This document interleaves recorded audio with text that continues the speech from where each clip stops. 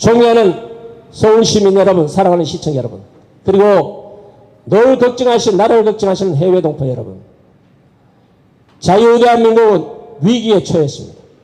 서울시도 위기에 처했습니다.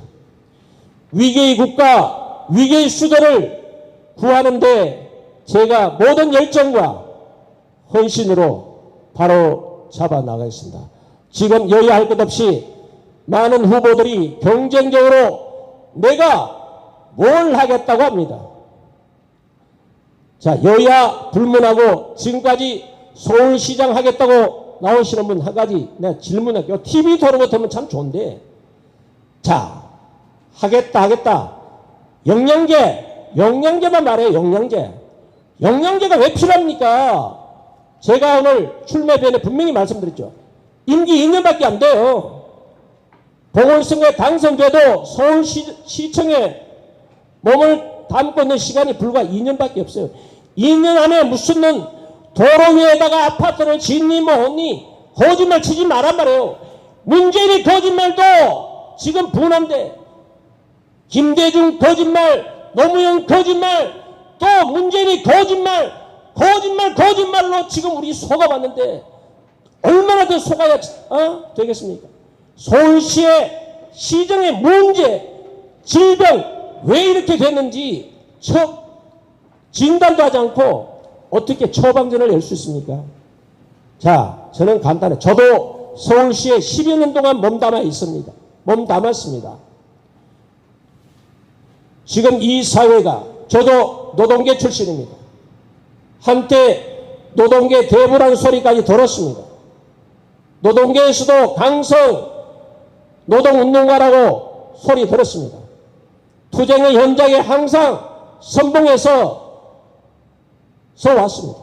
학생운동, 노동운동, 시민운동에 이르기까지 오늘 이 자리에 섰습니다.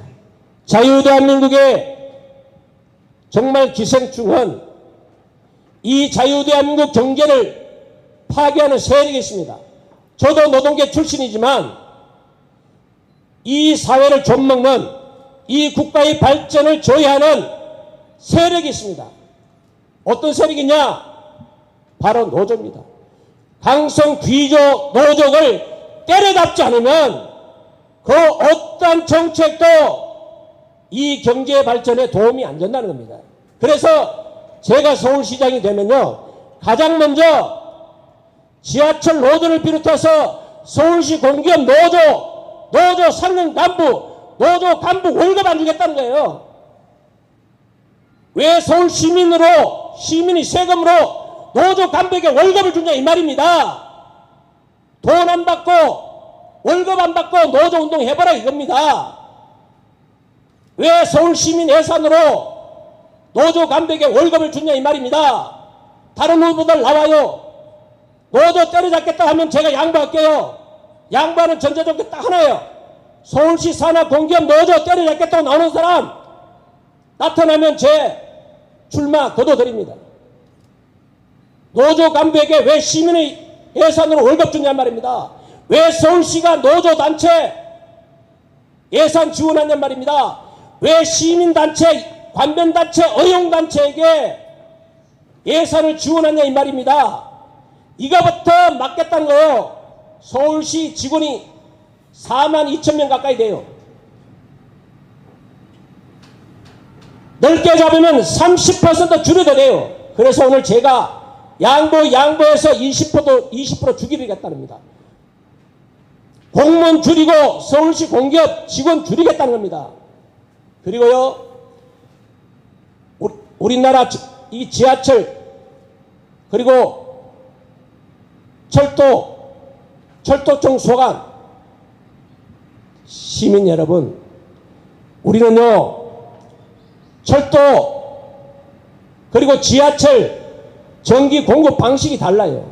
하나는 A씨를 쓰고, 하나는 D씨를 써요. 그래서 사구간이 있습니다. 예를 들어서 서울역 지하 구간, 그리고 서울 지상 구간 남녕 가는 쪽에 한 30초, 1분 정도 전원이 깜빡깜빡거려요. 그거 보고 사구간이라고 그래요. AC, DC 통일하면 전력 변환, 변환이 장치가 필요가 없어요. AC를 하든, AC, 여러분들 가정에서는 전기 공급 방식, DC, 여러분 건전지 전기 방식이에요. AC, DC만 철도청하고 서울하고 협의만 거쳐 단위로 하면요, 객차 전기 공급 변환 장치도 필요 없어요. 이거 하나만 바꿔도 예산 절감이 된다 이 말입니다. 그리고 서울시 산하 직원들 근무 형태 변경만 해도 수천억 원의 예산이 절감은 된다 이 말입니다. 왜 계속해서 서울시 예산을 넓혀가냐 이 말입니다. 올려가냐 말입니다. 줄여도 돼요. 서울시 예산 무려 40조 예산 규모, 사회복지 예산이 무려 11조나 돼요. 사회복지 예산 전달 체계만 바꿔도 많은 예산이 절감이 돼요. 기초생활수급자 선정 과정에 심각한 문제가 있습니다. 정작 보호받아야 할 취약객층들이 보호받지 못하고, 정작 잘 사는 사람이, 외제차 타고 다니는 사람이 복지 예산의 수혜를 누리고 있어요. 기초생활수급자 줄이고 차상위 계층, 취약계층 확대하는 것이 진정한 복지 전달 체계입니다. 이러한 것부터, 그리고 시정에 대한 올바른 문제의식, 지금 당장 한 가지 제가 말씀드릴게요. 지하철 소유의 수십만 평의 대지가 있습니다. 차량기지가 있습니다. 차량기지. 뜬금없이 강북도로, 올림픽도로 위에다가 아파트 짓는다고 하지 말고 대지도 안 해요. 프랑스 세느강이 왜 아름다운 줄 아십니까? 저도 프랑스에서 공부한 적이 있어요. 세느강이 아름다운 것은 주변 환경이 아름답기 때문에 그래요. 세느강 폭은 서울의 한강보다 3분의 1 수준이에요. 한강 주변을 보호하는 것이 우리 서민들을 보호하는 것입니다. 그런데 강변북로 올림픽대로 그 위에다 아파트 짓겠다고요? 올 빠졌어요. 아파트 짓려면 땅이 수십만 평 있어요. 차량기지, 창동 차량기지, 수서 차량기지, 저 용답 차량기지, 저 지축 차량기지 등등 그 위에다 아파트 세우면요, 정말 수만 세대를, 우리 미래 세대, 결혼하는 세대에게 주택을 공급할 수 있어요. 제가 말씀드렸죠. 저는 2년의 임기 동안 삽질하지 않겠다고요. 중장비 움직이지 않겠다고요.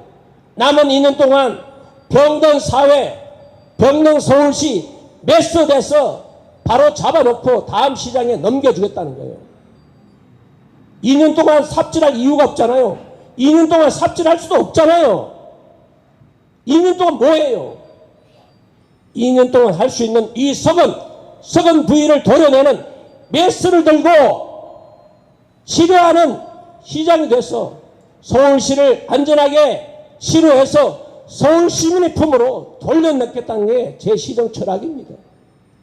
시민 예산, 서울시 예산 줄이고 그 줄인 예산으로 취약계층 어로 서비스 지원하고 취약계층 지원하는 그러한 복지 정책을 펼쳐나가겠다는 것입니다. 다시 한번 정리합니다. 중요한 철학. 강성 귀족 노조 때려잡았어. 노조를 무력화시켜 나가겠습니다. 전교조 해산을 위한 대정부 투쟁하겠습니다. 서울시 공무원, 서울시부터 공무원 줄이겠습니다. 늘리는 것이 아니라 확 줄이겠습니다. 확. 서울시 공기업 직원들, 철밥동이라는 공기업체 직원들 확 줄여나가겠습니다. 이러한 일을 하기 위해서 이 자리에 앉았습니다. 도와주십시오. 여러분들이 주인이고 이 나라를 움직이는 자유대한민국 수도심장 서울에 거주하는 위대한 서울 시민이 자유대한민국의 무거운 번영과 그리고 진정한 혁신을 위해서 우리 모두 허리띠 졸라매고 이 위기를 극복할 수 있는 자유대한민국 수도 서울 시민이 되어주시기를 부탁드립니다. 자, 이제 질문 받겠습니다. 우리 그 정의일 대표님은 그 정치에 어떤 그 관여하신 지가 언제부터 관여하셨나요? 정계에 관여하신? 예, 제가 지하철 노조를 끝으로 김영삼 대통령 문민정부 탄생 이후에 문민정부에 힘 실어주자는 그러한 생각으로 정치에 입문하게 됐습니다. 정당 생활 26년 했습니다. 많은 대선을 치렀습니다. 이회창 대통령 후보 부대변을 연임해서 2번의 대선을 치렀고, 박근혜 대통령 모시고 전국을 돌아다니면서 대선을 했습니다. 그리고 제 아내도 지방선거에 출마했습니다. 저도 지방선거에 출마했고, 정치 경영 다양합니다. 그 지방선거에 출마하셔가지고 어떤 어느 분야에서 일을 하셨습니까? 그러면 뭐 시의원이라든지 뭐 구의원이라든지. 예, 강북경정자 후보자 경선에도 나왔고요. 네. 예, 한나라당 공천 받아서 서울시 의원에도 나왔고 그렇습니다. 올해 그 연세가 어떻게 되시죠? 예, 저 60년생 GT 1960년 6월 5일 저 경상북도 경주 장로 집안의 셋째 아들로 태어났습니다. 유튜브 연합회장 봉수로입니다. 지금 이 문재인 정부가 이번 선거 전에 상당한 민심 여러 가지 정책 헛발질해서 상당한 국민들한테 피해를 주고 또 코로나19 방역으로 지금 이 기자회견 내지는 집회조차 못하게 막고 있거든요. 근데도 불구하고 지금 표주기 정책 때문에 상당히 지금 민심이 여론이 뭐 자기들 여론조사입니다만은 뒤집어졌다. 국민의힘보다 지금 민주당이 서울, 부산 다 앞섰다고 그렇게 보도가 나오고 있습니다. 그런 와중에 국민의힘은 14명의 후보 중에 우파라고 자처하는 후보 중에 박근혜 대통령 탄핵무효 부정선거를 외치는 후보가 한 명도 없습니다. 지금. 그래서 그런 부분에서 우리는 우리 정 후보님께서 당선되면 좋겠지만은 우리의 목소리를 내기 위해서 아마 출마하셨다고 그런 변을 들었는데 어떻습니까? 우리 박근혜 대통령 탄핵무효 부정선거를 외칠 그럴 마음이 있습니까? 각오가 되어 있습니까? 네, 제가 출마변에서도 말씀드렸어요. 지금 이게 좌파 독재 문재인이 폭정을 가로막지 못하는, 가로막았고 저지해야 할 지금 좌파 독재 문재인 신원을 위반하고 차선을 위반하고 중앙선까지 넘어서는 이러한 폭주를 지금 야당이 저는 없다고 생각합니다. 야당의 역할을 못하고 야당의 무기력 무능이 좌파 독재 문재인의 폭정을 눈감아주고 있다고 생각합니다. 그래서 지금의 야당은 민주당 이중대로 보고요. 지금 여론은 그렇습니다. 여론은요, 한순간 하루아침에 바뀌어요. 자고 나면 바뀌는 게 민심이고 여론입니다. 다만 지금 재난지원금, 긴급재난지원금 4차 지금 또 띄우기에 바쁜데 우리 국민들 이제 속지 않아요. 어쩔 수 없죠. 국가에서 준다는데 주는 거 받을 수밖에 없고, 받고 현명한 심판이 있을 거로 저는 확신합니다. 우리 자유대한민국의 위대한 국민들은 뛰어난 DNA가 존재합니다.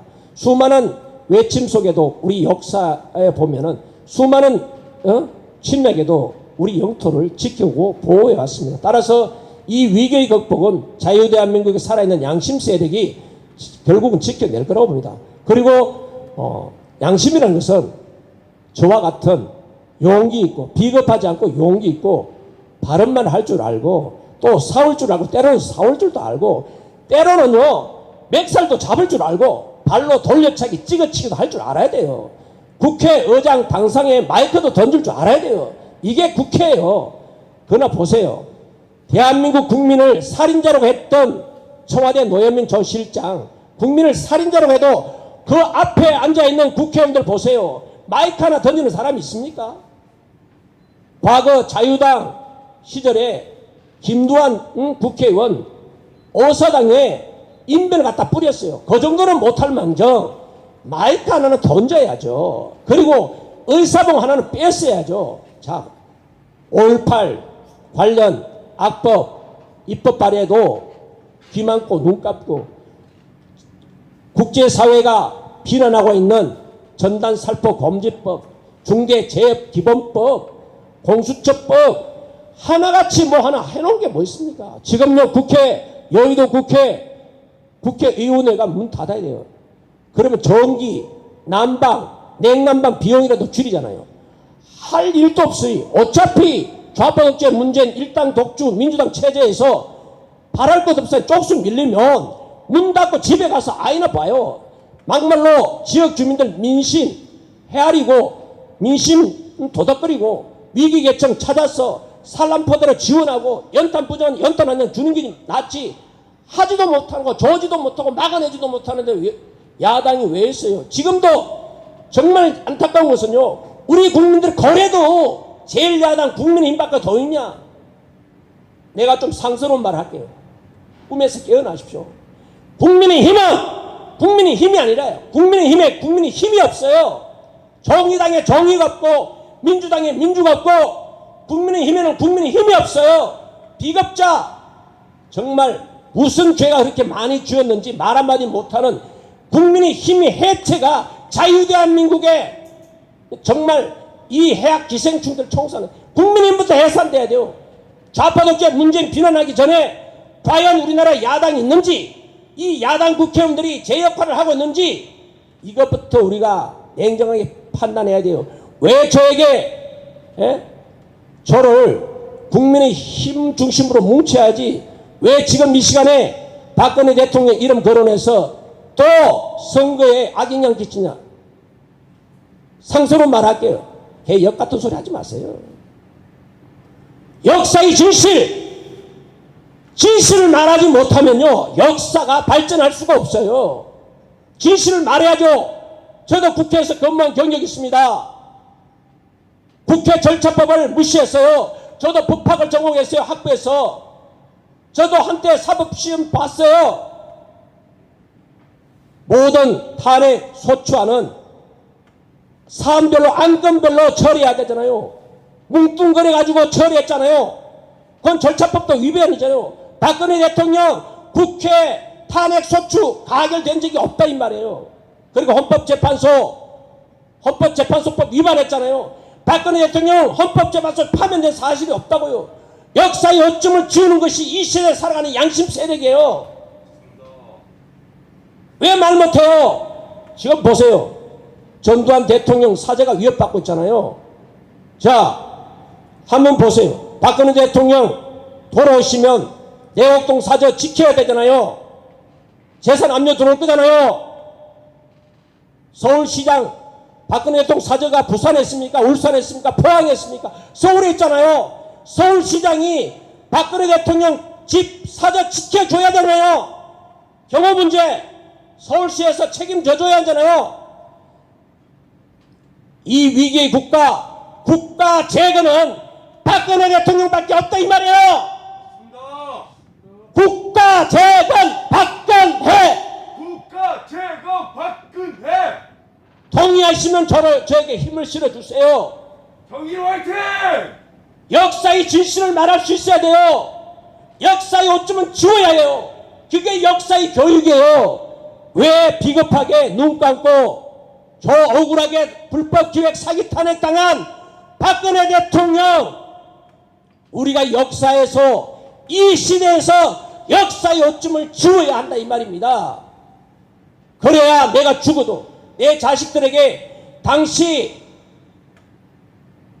우리 아빠 엄마는 뭐했냐, 아빠는 뭐했냐, 당당히 박근혜 대통령 불법기획 사기 탄핵이라고 말했다고 내 자식에게 말할 수 있어야 되잖아요. 그게 양심 세력이잖아요. 배우고 똑똑하면 뭐예요? 실천하지 않고 행동하지 않는데 지금 이 사회가 왜 이렇게 망해졌어요? 배운 사람들이 소위 머리에 먹물들었던 사람이 이 사회를 이렇게 오염시키고 더럽히고 부패하고 무능하고 헌법을 유린해도 침몰하고 입 닫고 이게 오늘의 시대국 상황이 아닙니까? 또요. 예. 지금 성북구 수요역에서 소녀상 교통 규칙을 위반하면서 이렇게 설치된 조형물대에서 한동안 말씀 수고하고 계신데 어느 정도 변화가 좀 감지됩니까? 예. 그거는 오늘 이 시간 답변 안 할래요. 지금 소녀상은요, 정리만 해드릴게요. 소녀상은 조형물이 아닙니다. 예, 강북구청 앞에 놓여있는 소녀상은 조형물이 아닙니다. 조형물이라는 것은 조형물로 등록을 하지 않았어요. 심의를 거치지 않습니다. 강북구 디자인 심의위원회 심의를 거치지 않은 불법 적치물이에요. 적치물. 조형물이 아닙니다. 그래서 엄밀히 도로를 점유하고 있고 인도를 점유하고 있어서 보행자의 보행권을 심각히 위협하고 있고 안전을 위협하고 있어요. 지금 항고 중이고 지금 수사가 진행 중인 상황이라 더 이상 말씀드리긴 곤란합니다. 예. 예, 정주만 TV 정주만입니다. 네. 그 이승만 광장에 있는 그 불법 조형물 있잖아요. 기억의 탑이라는 거. 예. 아주 그 흉물스럽고 보기가 아주 굉장히 껄끄럽습니다. 그거를 철거해 주실 용의가 있습니까? 이 자리에 답변할 사안은 아닌 것 같습니다. 제가 말씀드렸듯이 제가 서울시장으로 당선되면 위안부와 관련된 그리고 뭐 여러 가지 사유지에 들어가 있는 거는 뭐 말릴 방법이 없어요. 자유대한민국 헌법 체제 하에서 사유지에 조형물이 있는 것은 뭐 막을 방법이 없고 다만 사유지 재산이 아닌 국유재산 지방자치단체의 대지 위에 세워진 위안부와 관련된 조형물, 각종 조형물은 흉물이라고 넣기는 불특정 대다수 시민이 이건 흉물이다. 역사의 교육에 도움이 되지 않는다. 예를 들어서 이성복 나는 공산당 싫어. 이런 우리나라의 국시가 반공 멸공이잖아요. 이러한 우리 역사 인식, 우리 방위, 안보 이 문제와 관련 조형물은 장려하겠지만 일본 위안부 역사를 왜곡하는 정오의 상징물은 제가 당선되자마자 가장 먼저 현황 조사해가지고 철거하도록 할 거예요. 예. 철거하도록 할 거예요. 또요. 네, 질문하겠습니다. 예. 그 정견 또 계획에 대한 어떤 소신을 듣고 보니까 굉장히 훌륭한 그런 그 사상을 가지고 계시다는 것을 오늘 알게 됐는데 앞으로 나올 서울시장 후보들 전체에 비교한다면 가장 우수한 그러한 정신을 가지고 있지 않겠나 이렇게 생각이 될 정도로 저희 우파들에게는 딱 맞는 그런 어떤 그 소신을 가지고 계신 것 같은데요.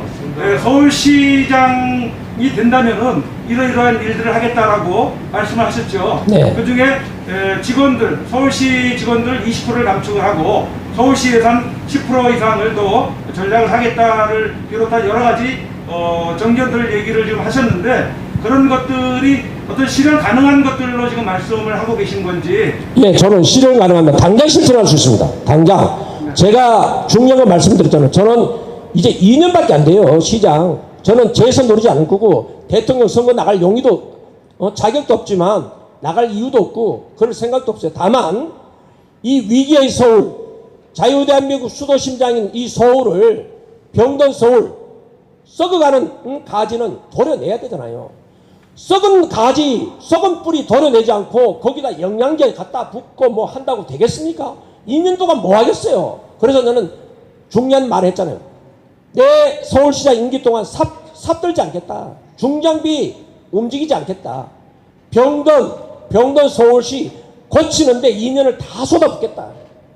라는 것입니다. 그리고 할 수 있는 거 당연히죠. 제가 서울시장요, 서울시 산하 공기업체 노조 간부 월급 중단하면 돼요. 월급 끊으면요 노조 다 죽어요. 내가 노동계 출신 아닙니까? 이 사회가 왜 이렇게 됐어요? 강성 귀족 노조 때문에 우리나라가 병 들어가고 있어요. 명 들어가고 있어. 정교조 교사들이 우리 어린아이들의 영혼을 파괴하고 있어요. 노조 때려잡아요. 당장 때려잡아요. 노조 끊어 월급 끊어봐요. 그리고 지금 민간단체, 시민단체, 관면단체, 어용단체 서울시 예산 지원하는데요. 이거 꺼내야 돼요. 이 단체가 서울시장에 사조직화되고 있다니까요. 그러니까 재선을 위해서 또 대선을 넘보는 징검다리로 지렛대 역할을 하잖아요. 이게 잘못됐어요. 내가 욕심이 없는데 다음 재선 안 하겠다는데 대통령 선거 안 나가겠다는데 그러면 내가 2년 동안 뭐 할 수 있는 게 뭐 있겠어요. 병든 부위 찾아내가지고 도려내고 건강한 서울시로 만들어서 다음 시장에게 넘겨주면 제대로 할 거 아니에요. 그거예요. 공무원 사실요 30% 이상 줄여도 돼요. 그러나 20%는 당장 줄일 수 있어요. 당장 줄일 수 있고요. 지금 자 예를 들었어요. 제가 근무했던 지하철 공사 직원 분양이요. 모든 조직은 중간이 튼튼해야 돼요. 그런데 우리가 보면 어떻게 되냐? 완전히 이 삼각형이에요. 직원 분포도가요.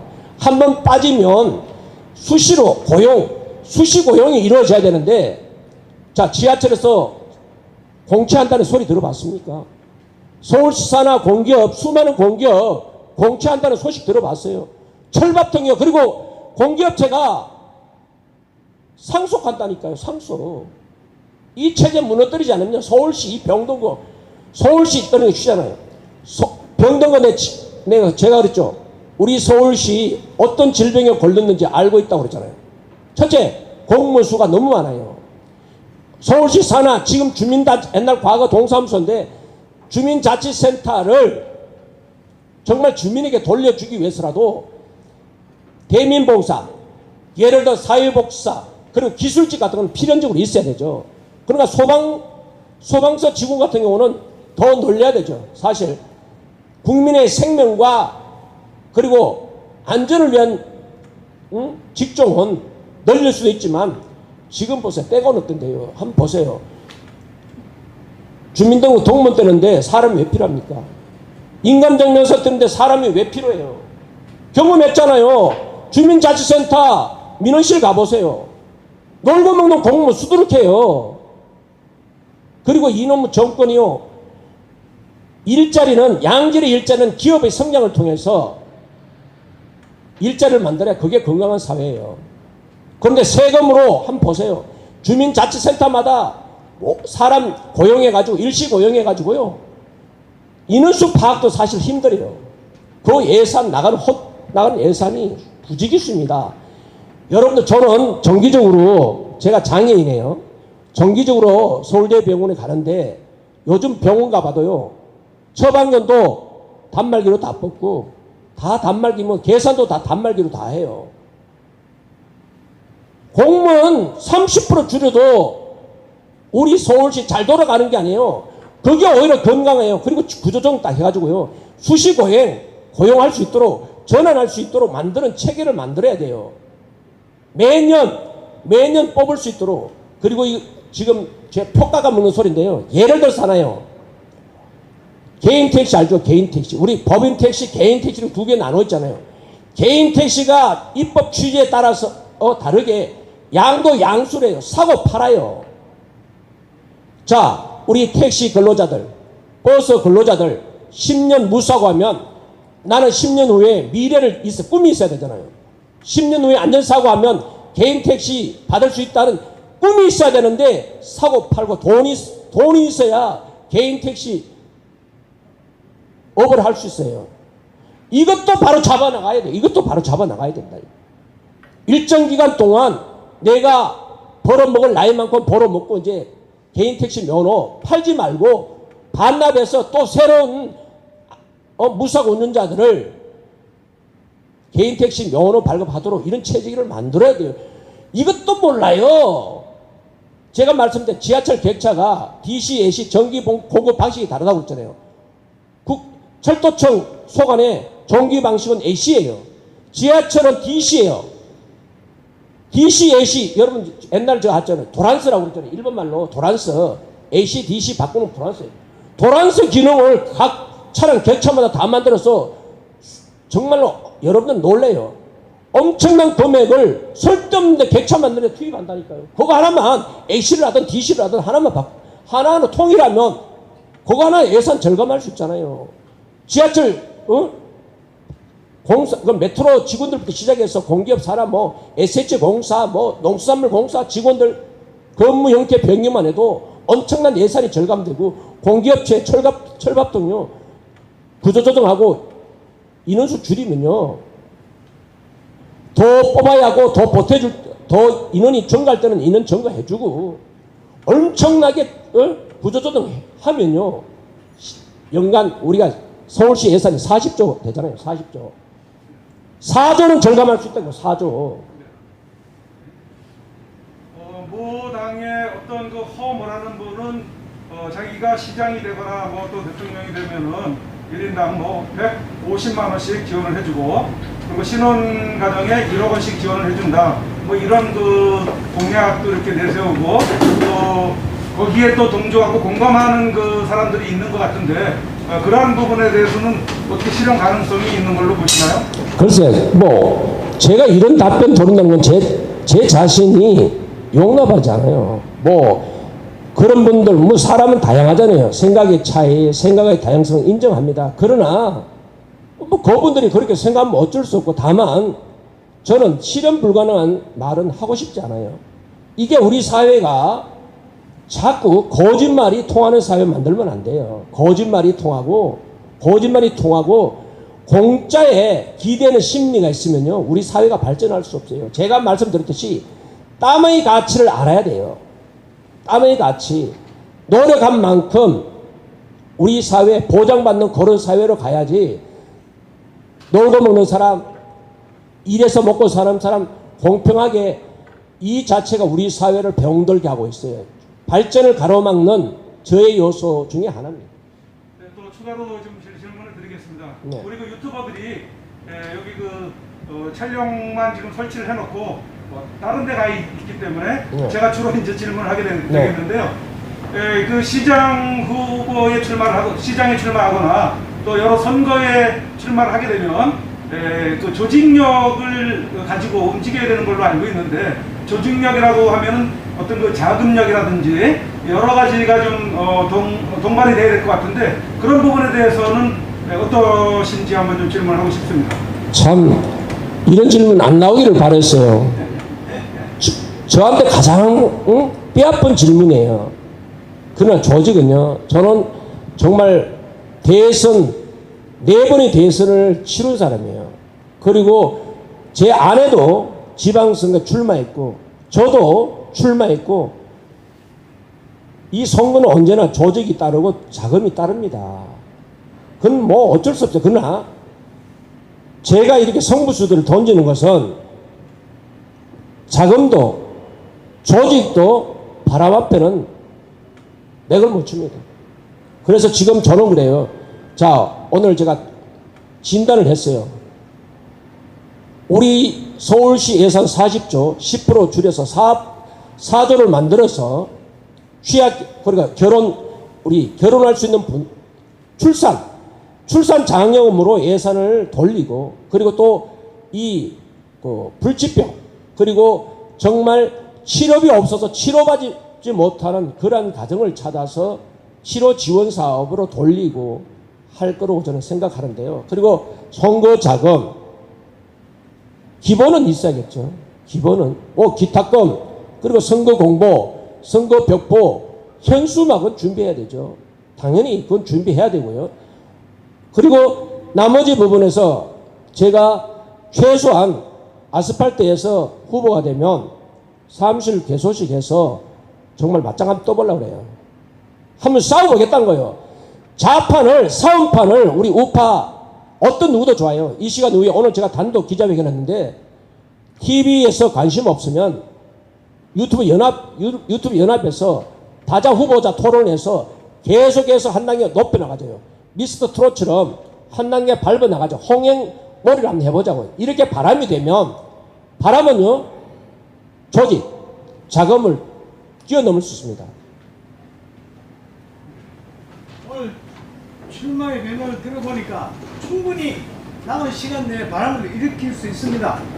예. 그래서 우리가 희망을 좀 더 가지고요, 아스팔트를 대변해서 좀 더 열심히 좀 홍보해 주시고 노력해 주시면 고맙겠습니다. 네, 또 질문하세요. 좀 그 새롭게 발견하는 우리 그 대표님이 되시는 것 같은데요. 그동안 아스팔트에서 많이 또 노력을 해오셨는데 현재 어느 당에 소속은 돼 있나요? 아닙니다. 전혀 지금 박근혜 대통령 탄핵 과정에 새누리당 창당 발기인으로 참석해서 그동안 쭉 또 한 번 더 있네. 대선 제가 서울시 조원진 후보 대선 때 서울시 선거를 내 관할 책임자에서 제가 대선을 치렀고 그 후에 또다시 대한애국당 창당해서 대한애국당 강북갑 지역위원장 조직위원장 활동했고 이 지금 아스팔트 내 태극기 세력의 오합지졸 이 비겁함에 실망해서 모든 당직을 던지고 지금 조용히 무소속 신문에서 정일TV라는 채널을 개정해서 자, 이 사회 돌아가는 문제 그리고 불법의 현장을 찾아서 자, 시정토록 노력하고 주사파 좌파 독재 문재인과 한번 싸워서 이 국가가 전체주의 국가, 공산주의 국가, 사회주의 국가가 아니라 자유민주주의 국가 체제로 우뚝 설 수 있는 그날까지 제 모든 열정을 다 쏟아부어서 투쟁의 현장을 지키고 있습니다. 어떤 또 지도자가 되려고 한다면은 아까 이렇게 강성으로서의 어떤 그 모습도 이렇게 비춰야 된다라는 그 말씀하셨는데 네. 제가 그 선거영광 대표가 한번 이렇게 곁에서 이렇게 보건데 인상이 어떤 느끼는 그 표정이 좀 너무 강직되어 있는 거 아니냐라는 그런 인상도 가지고 의식도 가지고 있는데 때로는 상대방이 어떤 모욕을 주거나 할 때 그것을 또 잘 견딜 수 있는 그런 그 유연성도 가지고 있어야 되지 않겠나라고 봤을 때 우리 대표님은 유연성 면에서는 좀 어떻게 좀 떨어지시는 건 아닌지라고 질문할 때 어떻게 답변을 해주실 수 있겠습니까? 아닙니다. 그런 부분 많이 지적받고 있고요. 그래서 제가 최근 박근혜 대통령 탄핵 이후에 즐거운 게 없어요. 웃을 날이 없어요. 그러다 보니까 제 스스로 위축되고 제 스스로 인상이 굳어지고 또 이미지가 또 더더구나 강성에다가 또 행동도 강성이고 또 발언도 강성이다 보니까 자꾸 이미지가 뭐 그렇게 받아들여지나 봅니다. 뭐 사람 약점 없는 사람이 있겠습니까? 그러니까 그런 부분들 내가 그것이 나의 약점이기 때문에 네. 당신들이 약간 인정하고 이해를 하라라고 한다면은 어렵다는 얘기죠. 네, 아니에요. 그걸 이해하라는 게 아니에요. 그러니까 그런 부분을 좀 본인이 느끼고 알고 계시다면은 예, 충분히 저도 느끼고 있습니다. 개선을 네. 나가셔야 되는 부분이 필요하지 않겠느냐. 네, 개선하도록 네. 노력하겠습니다. 네. 저는 정말 저 약점도 저 스스로 알고 있어요. 제 신체적 약점, 그리고 또 이게 잘 웃지 않는 스타일, 그러나 잘 어울립니다. 잘 어울리고 또 뭐 대인관계 원만하고요. 그러나 다만 여러 가지 이제 우리 중요한 우리 연합회 우리 대표님께서 지적해 주신 분 맞아요. 그러나 이런 또 1인 기자회견이다 보니까 상대가 있으면 웃음으로 받아쳐요. 제가 토론 잘합니다. 저는 제 개인 방송, 개인 기자회견보다 한 사람, 두 사람 상대에 있으면 저는 그거는 큰 장점이에요. 저는 날카롭게 이 글을 하나라도 날카롭게 보면 제 눈에 딱 들어요. 문제점을 딱 찾아내요. 아직 날카로운 매의 눈이 가지고 있어요. 그런 점. 또 이 토론 과정에 제가 그래서 토론에 자신 있다는 부분이 토론하면 상대를 치고 들어가는 묘한 기법이 탁월해요.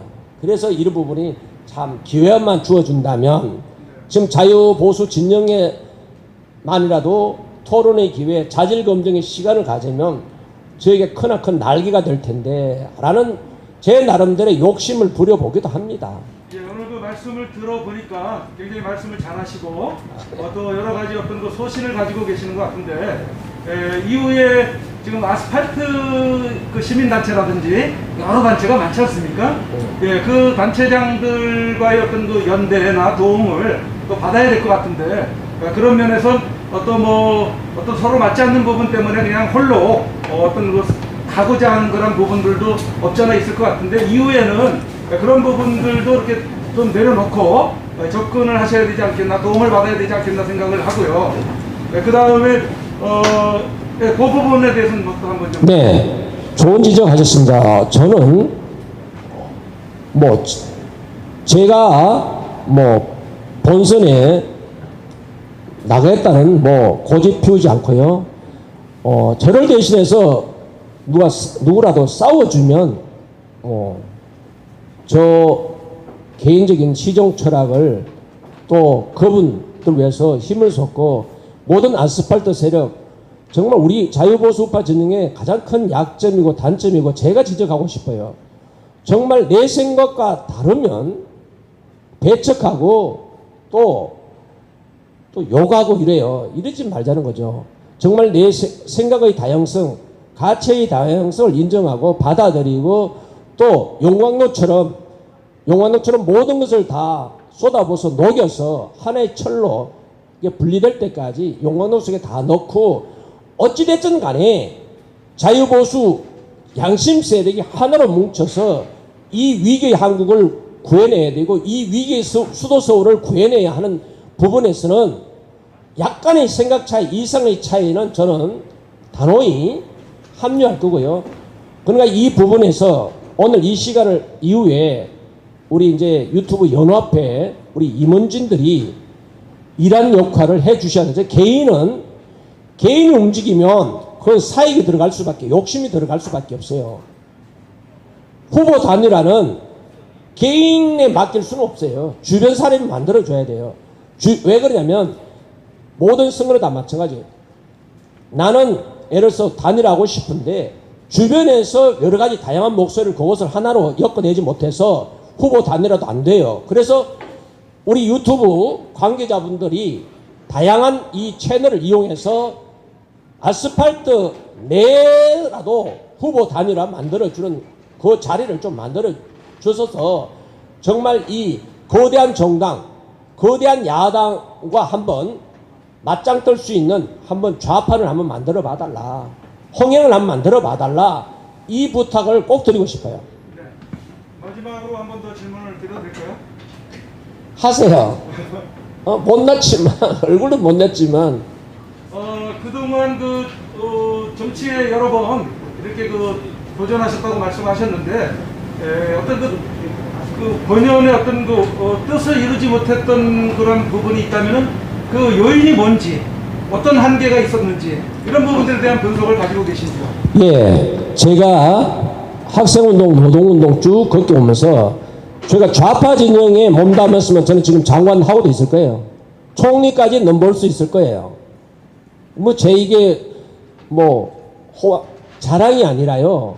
제가 걸어온 과정이 시위 현장에서 성장해 왔습니다.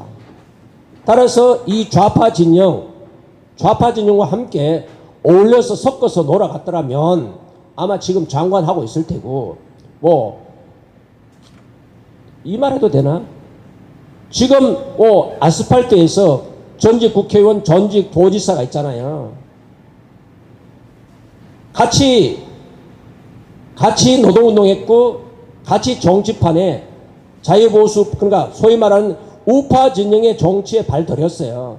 그러나 그분은 몇 선이 도지사가 되고 몇 선이 국회의원이 됐어요. 그러나 저는 제 지역구가 자갈밭이, 정치공학적으로 말하면 자갈밭이라는 강북구에 몸담고 있어서, 제가 이 김대중 전 대통령이 소속된 정당에 몸담고 지금까지 왔더라면 얼마든지 장관하고도 남았죠. 그러나 그렇지 못하고 내 고집, 내 철학, 내 가치를 지금까지 꿋꿋하게 지켜왔기 때문에 사실 이렇게 빈약한 모습으로 우리 시청자 여러분들 앞에 나타났습니다. 이 부분에 저는 후회하지 않고요. 이 가치, 이 철학, 국가관, 역사관을 저는 바꿀 생각 없습니다. 제가 이 정치판에 몸담지, 만약 박근혜 대통령 탄핵 과정이 없었다면 이 자리에 안 나왔을 거예요. 정말 저는 이 자리를 다시 한번 저는 정치인이기 이전에 사회복지사 슈퍼바이저입니다. 사회복지사 지망생, 사회복지사 되고자 하는 학생들을 가르쳐온 뭐 교수라고 그럴까요? 선생이라고 그럴까요? 뭐라고 그럴까요? 그랬습니다. 이제 마지막 마무리 발언 해주고 오늘 네. 기자회견을 마치도록 하겠습니다. 네. 존경하는 국민 여러분, 서울 시민 여러분, 사랑하는 우리 유튜브 시청자 여러분, 저 정희일입니다. 정말 저는 지금 정말 보잘것없는 정일 TV 유튜브 채널을 개정해서 다양한 목소리를 우리 국민들, 시민들에게 전달하곤 했으나 부족함을 느낍니다. 그리고 정말 촛불 정변 이후에 뭔가 달라지기를 바랐습니다. 정말 저들이 한번 해봐라 이거야. 박근혜 대통령을 정말 불법으로 현직 대통령을 헌법에 보장된 법조문을 짓밟아버리고 현직 대통령을 탄핵하는 그 과정에 촛불 정변들이 얼마나 잘하나 한번 보자라는 마음도 있었어요. 그러나 아닌 게 아니라 정말 지난 4년은 제 인생 60인생 긴 시간 여정이나만큼 길고 길었어요. 안 되겠다. 정말 지금 머리 똑똑하고 많이 배웠고 정말 스펙 좋은 그런 지도자들이 너무 비겁했다. 오늘 우리 사회의 위기는 진실에 눈을 감아서 이렇게 됐다. 진실에 박근혜 대통령 탄핵이 분명히 학자들 뭐예요? 법학자들, 헌법학자들 뭐예요? 그리고 판검사들, 그리고 교수들 뭐예요? 명백히 국회의원, 국회 탄핵소추안 지난 2016년 12월 9일인가요? 네, 12월 9일 탄핵소추안 가결 선포되는 날 수많은 학자들 다 모였어요. 수많은 교수들, 수많은 판검사들 다 모였어요. 우리 헌법이 유린되는 우리 역사의 헌정사가 끊어졌는데 이 끊어진 부분에서 지금 4년이 지나도록 그 누구 하나도 비겁하게 이거 바로잡겠다. 다시 한번 박근혜 대통령 탄핵에 대한 진상규명 한번 해보자는 인간이 없어요. 이러니 저라도 나와야 하잖아요.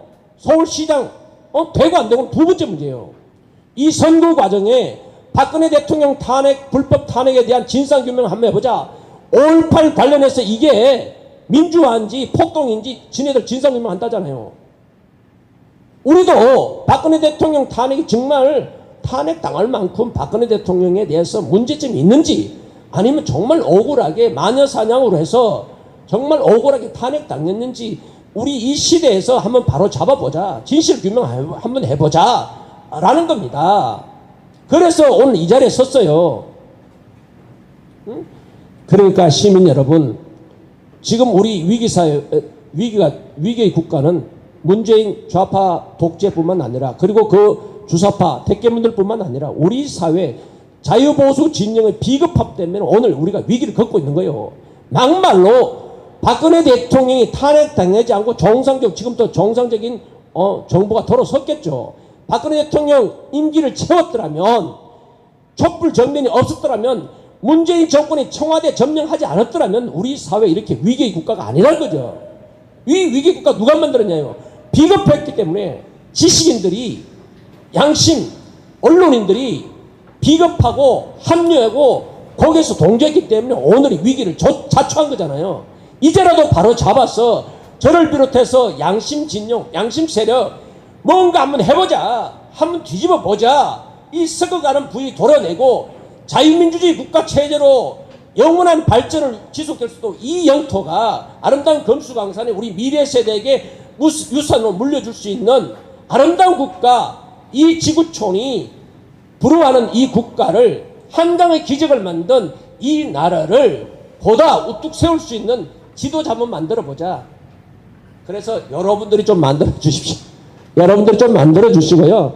부족한 점은 우리 시청자 여러분들이 채워주시고 또 부족한 분들이 서울 시민이 한번 채워주세요. 그러면 이 썩어가는 서울시정을 좀 도려내고 늘 2년 동안 삽질하지 않겠습니다. 중장비 동원하지 않겠습니다. 저는 썩은 부위 도려내고 치료하는 서울시장이 돼서 다음 시장에게 정말 튼튼한 정말 모든 질병 없는 건강한 서울시정이 뿌리 내릴 수 있는 그런 토대를 만들고 물러나겠다는 겁니다. 도와주시고 성원해 주시고 이 노동 시간까지 또 장시간 동안 우리 함께 해주신 우리 서울 시민 여러분 그리고 애국자 여러분 시청 여러분 정말 웃음으로 웃음으로 마무리하겠습니다. 늘 도와주시고 저 이름 속자 정희일 또 행정 경험도 있었고 공직사회도 해봤고 선거도 치러봤고 선거에 대해서 잘 알고 있고요. 서울시정에 대해서 누구보다 잘 알기 때문에 한번 저를 믿고 또 한번 믿어주시면 머리 주먹을 겸비한 복이 드문 인재예요. 이 위기 극복을 잘 극복해 주시기 때문에 우리 국민들 존경하고 시민들 존경합니다. 여러분에게 위로의 말씀을 전하고 저 정일 나가는 방향 지켜봐 주시고 이 아름다운 수도 서울을 한번 잘 갖고 보도록 하겠습니다. 함께 해주신 모든 시청자 여러분 고맙습니다. 감사합니다.